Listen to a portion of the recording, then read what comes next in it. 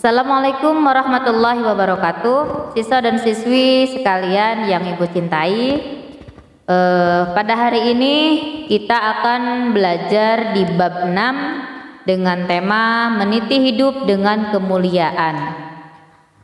Sebelum kita belajar, mari kita membaca doa. Bismillahirrahmanirrahim. Rabbi syrah li sadri wa yassir li amri wahlul 'uqdatam min lisani yafqahu qawli.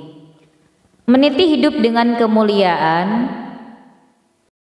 Hidup mulia atau mati syahid sebuah ungkapan yang bermakna ajakan untuk hidup secara mulia atau mati secara syahid.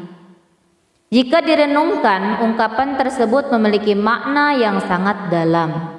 Hidup mulia adalah dambaan setiap manusia ketika hidup di dunia. Mati syahid adalah salah satu cara mendapatkan anugerah Allah Subhanahu wa Ta'ala kelak di akhirat, yaitu surga yang penuh dengan kenikmatan. Jadi hidup mulia dan mati syahid adalah ungkapan yang selalu memotivasi orang yang beriman agar selalu berada di jalan Allah Subhanahu wa Ta'ala. Meniti hidup dengan keimanan, di antaranya adalah hidup mulia dengan pengendalian diri atau mujahadah an-nafs. Yang kedua, hidup mulia dengan prasangka baik atau husnuzon. Hidup mulia dengan persaudaraan. Yang pertama, hidup mulia itu bisa mengendalikan diri atau mujahadah an-nafs. Pengendalian diri atau kontrol diri, mujahadah an-nafs, adalah menahan diri dari segala perilaku yang dapat merugikan diri sendiri dan juga orang lain, seperti sifat serakah atau tamak. Dalam literatur Islam, pengendalian diri dikenal dengan istilah as-saum atau puasa. Puasa adalah salah satu sarana pengendalian diri. Hal tersebut berdasarkan hadis Rasulullah Shallallahu Alaihi Wasallam yang artinya, wahai golongan pemuda, barang siapa dari antaramu mampu menikah, hendaklah dia menikah. Yang demikian itu amat menundukkan pandangan dan amat memelihara kehormatan. Tetapi barang siapa tidak mampu, maka hendaklah dia puasa, karena puasa itu menahan nafsu baginya. Hadis riwayat Bukhari. Jadi jelaslah bahwa pengendalian diri diperlukan oleh setiap manusia agar dirinya terjaga dari hal-hal yang dilarang Allah Subhanahu wa Ta'ala. Yang kedua adalah prasangka baik atau husnuzon. Prasangka baik atau husnuzon berasal dari kata Arab, yakni husnu yang artinya baik dan zon yang artinya prasangka. Jadi prasangka baik atau positive thinking dalam terminologi Islam dikenal dengan istilah husnuzon. Istilah husnuzon adalah sikap orang yang selalu berpikir positif terhadap apa yang telah diperbuat oleh orang lain. Lawan dari sifat ini adalah buruk sangka, yaitu su'uzon, yaitu menyangka orang lain melakukan hal-hal buruk tanpa adanya bukti yang benar. Dalam ilmu akhlak, husnuzon dikelompokkan ke dalam 3 bagian, yakni husnuzon kepada Allah, husnuzon kepada diri sendiri, dan husnuzon kepada orang lain. Prasangka baik sifat yang sangat penting untuk dimiliki oleh setiap orang yang beriman. Sebaliknya prasangka buruk adalah sifat yang harus dijauhi dan dihindari. Mengapa demikian? Dapatkah kamu jelaskan dan kemukakan dampak positif dan perilaku husnuzon serta dampak negatif dan perilaku su'uzon?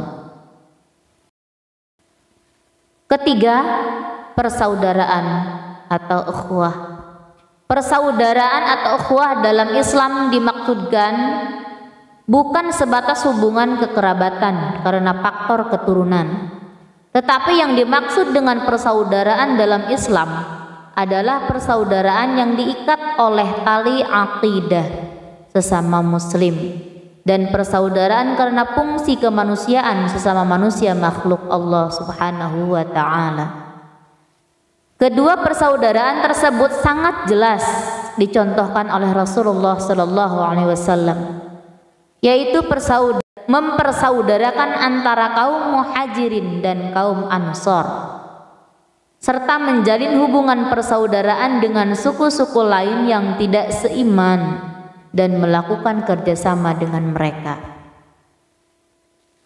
Ayat Al-Quran tentang pengendalian diri, prasangka baik dan persaudaraan dalam surah Al-Hujurat ayat 12. Bismillahirrahmanirrahim.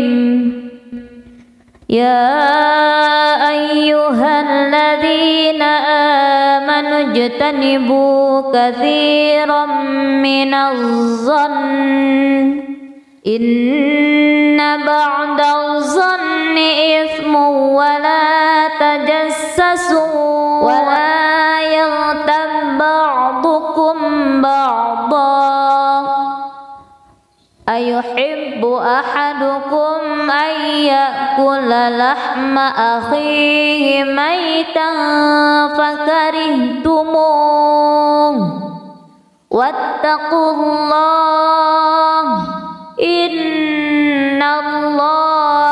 tawwabur rahim. Wahai orang-orang yang beriman, jauhilah banyak dari prasangka. Sesungguhnya sebagian prasangka itu dosa, dan janganlah kamu mencari-cari kesalahan orang lain, dan janganlah ada di antara kamu yang menggunjing sebagian yang lain. Apakah ada di antara kamu yang suka memakan daging saudaranya yang sudah mati? Tentu kamu merasa jijik, dan bertakwalah kepada Allah. Sesungguhnya Allah Maha penerima tobat, Maha penyayang. Surah yang kedua yakni surah Al-Hujurat ayat 10. Bismillahirrahmanirrahim. Innamal mu'minuna ikhwatun fa aslihu baina akhawaykum wattaqullaha la'allakum turhamun. Sesungguhnya orang-orang mukmin itu bersaudara. Karena itu damaikanlah antara kedua saudaramu yang berselisih, dan bertakwalah kepada Allah agar kamu mendapat rahmat.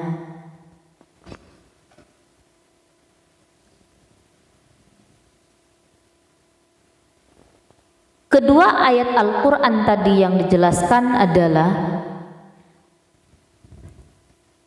ada dua hal pokok yang perlu diketahui. Pertama, bahwa sesungguhnya orang-orang mukmin itu bersaudara. Kedua, jika terdapat perselisihan antara saudara, kita diperintahkan oleh Allah Subhanahu wa taala untuk melakukan islah, upaya perbaikan atau perdamaian. Apakah indikasi dari suatu persaudaraan? Rasulullah Shallallahu Alaihi Wasallam bersabda, yang artinya, demi Allah yang menguasai diriku, seseorang di antara kalian tidak dianggap beriman kecuali dia menyayangi saudaranya sesama mukmin sama seperti dia menyayangi dirinya sendiri. Hadis riwayat Bukhari. Selain itu Rasulullah Shallallahu Alaihi Wasallam bersabda dan juga menegaskan, yang artinya seorang muslim adalah orang yang lidah dan tangannya tidak menyakiti muslim lain, dan orang yang berhijrah adalah orang yang meninggalkan semua larangan Allah. Hadis riwayat Bukhari. Hadis pengendalian diri diriwayatkan dari Abu Hurairah radhiyallahu anhu bahwa Rasulullah sallallahu alaihi wasallam bersabda, An Abi Hurairah radhiyallahu anhu anna Rasulullah sallallahu alaihi wasallam qala Laisa syadidu bisur'ati innamas syadidul ladzi yamliku nafsahu 'indal ghadab. Orang-orang perkasa bukanlah orang yang menang dalam perkelahian, tetapi orang yang perkasa adalah orang yang mengendalikan dirinya ketika marah. Pengendalian diri. Hadis tentang prasangka baik. Rasulullah sallallahu alaihi wasallam bersabda, "Iyyakum waz-zanna fa inna-zanna akdzabul hadits."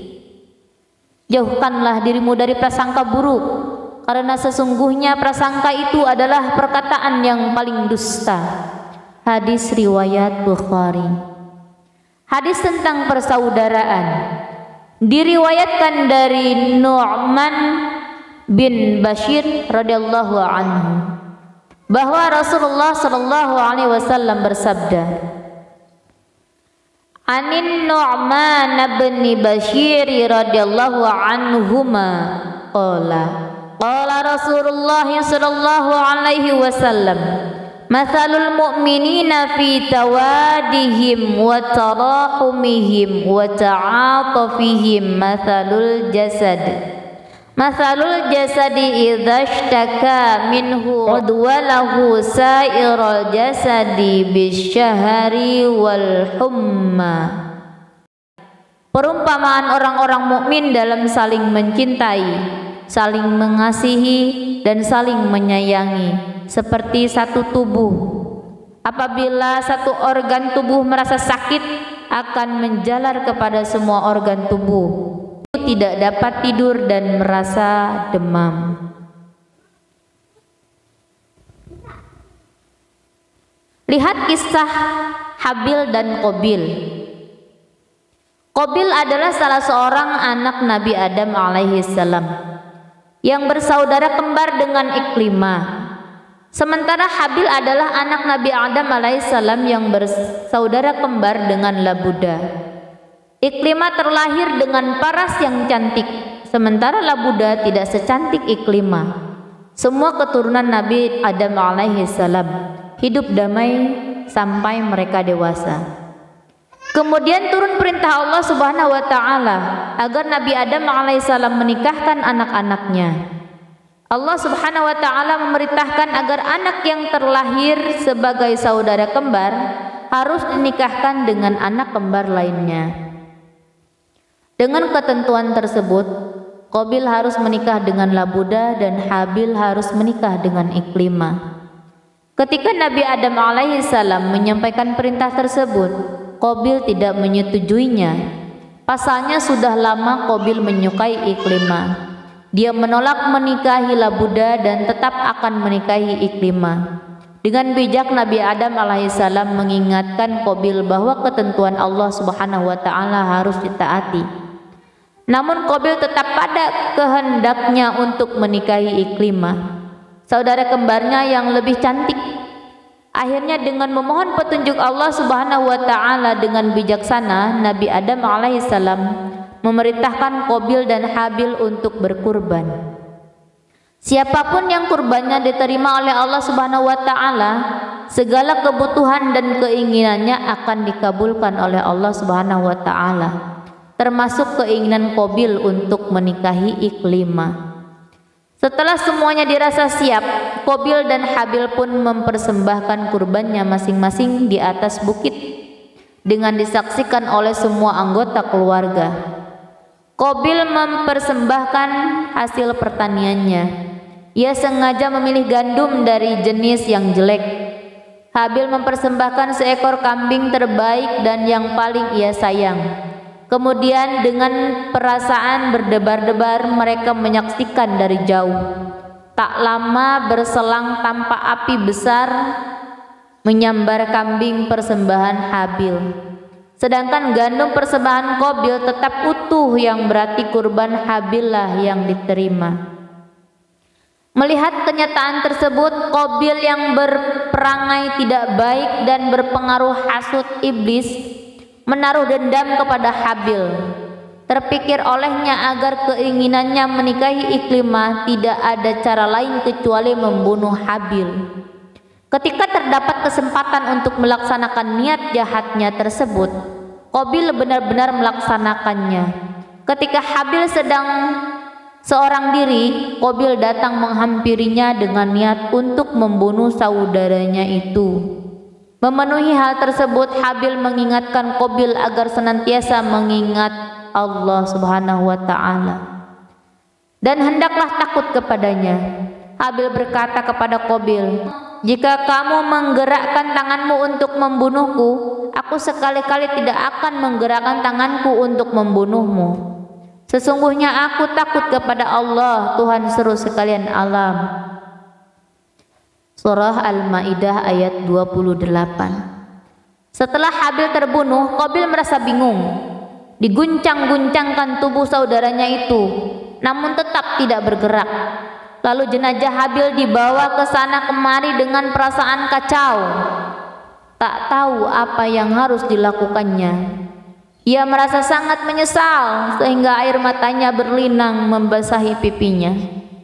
Dalam kebingungannya, Allah Subhanahu wa ta'ala menurunkan ilham melalui 2 ekor burung gagak yang bertarung untuk memperebutkan daging mayat Habil. Salah seekor dari burung gagak itu tewas dalam pertarungan tersebut. Kemudian burung gagak yang masih hidup menggali tanah, menarik gagak yang telah menjadi bangkai untuk dimasukkan ke dalam tanah yang telah digali dengan cakarnya, kemudian menimbunnya dengan tanah. Demikianlah Qabil meniru perbuatan burung gagak itu. Ia menggali tanah dan menguburkan mayat Habil dan menimbunnya dengan tanah. Menyadari dirinya telah melakukan kesalahan yang sangat besar, Qabil pun merasa ketakutan. Ia kemudian tidak berani untuk pulang ke rumah, bahkan pergi meninggalkan kedua orang tua dan saudara-saudaranya. Ia benar-benar tidak kembali lagi, pergi masuk hutan keluar hutan, menaiki gunung dan menuruni lembah, tak jelas arah dan tujuan. Pengendalian diri mujahadah an-nafs. 1 adalah bersabar dengan tidak membalas terhadap ejekan atau cemoohan teman yang tidak suka terhadap kamu. Memaafkan kesalahan teman dan orang lain yang berbuat aniaya kepada kita. Ikhlas terhadap segala bentuk cobaan dan musibah yang menimpa dengan terus berupaya memperbaiki diri dan lingkungan. Menjauhi sifat dengki atau iri hati kepada orang lain dengan tidak membalas kedengkian mereka kepada kita. Mensyukuri segala nikmat yang telah diberikan Allah Subhanahu wa ta'ala kepada kita, serta tidak merusak nikmat tersebut seperti menjaga lingkungan agar selalu bersih, menjaga tubuh dengan merawatnya, berolahraga, mengkonsumsi makanan dan minuman yang halal dan sebagainya. Prasangka baik atau husnuzon, memberikan apresiasi atas prestasi yang dicapai oleh teman atau orang lain dalam bentuk ucapan atau pemberian hadiah. Menerima dan menghargai pendapat teman atau orang lain meskipun pendapat tersebut berlawanan dengan keinginan kita. Memberikan sumbangan sesuai kemampuan kepada peminta-minta yang datang ke rumah kita. Turut serta dalam kegiatan-kegiatan sosial baik di lingkungan rumah, sekolah ataupun masyarakat. Mengerjakan tugas-tugas yang diberikan kepada kita dengan penuh tanggung jawab.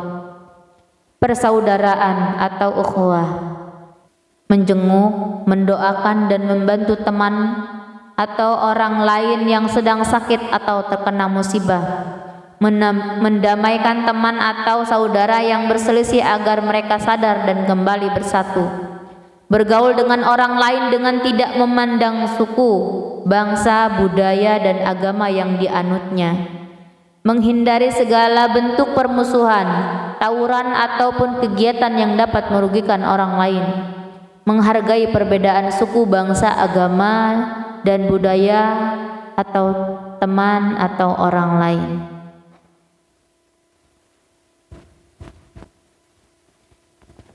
Siswa-siswi yang Ibu sayangi, meniti hidup dengan kemuliaan, terutama dengan pengendalian diri, Apalagi di usia yang puberitas ini, kalian benar-benar harus bisa mengendalikan diri. Lihatlah budaya kita, yakni beragama Islam, budayanya menggunakan hijab dan benar-benar menutup aurat kalian. Kendalikan diri kalian. Yang kedua, hidup mulia dengan prasangka baik. Selalu berprasangka baik kepada diri sendiri, kepada Allah dan kepada orang lain. Hindari su'uzon, berprasangka buruk kepada orang lain. Hidup mulia dengan persaudaraan. Kita umat Islam adalah bersaudara. Itu saja yang bisa Ibu sampaikan di bab 6 ini, meniti hidup dengan kemuliaan. Semoga bermanfaat. Assalamualaikum warahmatullahi wabarakatuh.